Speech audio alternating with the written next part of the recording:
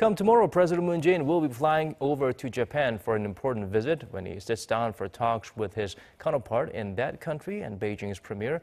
The recent breakthrough in ties with Pyongyang will likely be the central topic, and we're just learning that while in Tokyo, the Liberal leader will also hold a separate one-on-one with Chinese Premier Li Keqiang. The meeting will be closely watched, especially as it comes amid media reports that North Korean leader Kim Jong-un may be visiting China's northeastern port city of Dalian, and Chinese President Xi Jinping may be there to meet him. Hwang Hojun in Tokyo starts us off. The plan was to hold the summit on an annual basis, but there was a 3-year hiatus because of a downturn in diplomatic relations and the political maelstrom in South Korea that accompanied the downfall of the previous administration. The trilateral summit between South Korea, Japan, and China will finally resume on Wednesday here in Tokyo, Japan.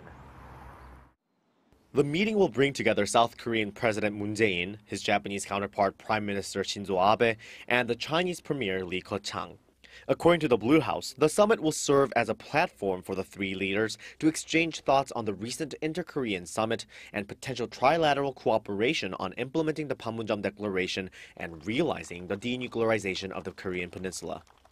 The presidential office also said the three leaders are seeking to adopt a special statement during their meeting, in addition to the usual joint three-way declaration. A special statement is expected to be adopted during the South Korea-Japan-China summit, endorsing the Panmunjom Declaration and encompassing the complete denuclearization of the Korean peninsula and the establishment of lasting peace.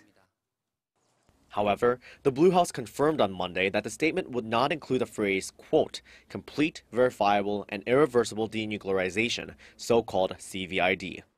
There's a range of other issues on the summit agenda as well, like cooperation on cybersecurity and even tackling fine dust pollution.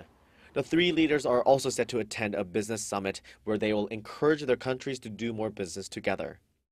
Shortly afterward, President Moon and Prime Minister Abe are expected to hold a separate bilateral summit, which will then be followed by a luncheon in honor of the visiting Korean leader.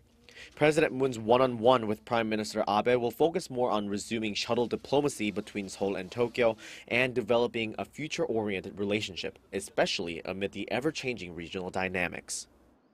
The inter-Korean summit was just a start. Now with the Pyongyang-Washington summit looming ahead, President Moon's role as a negotiator among nations, especially here in the Far East, is becoming more and more critical. Hwang Hojun, Arirang News, Tokyo.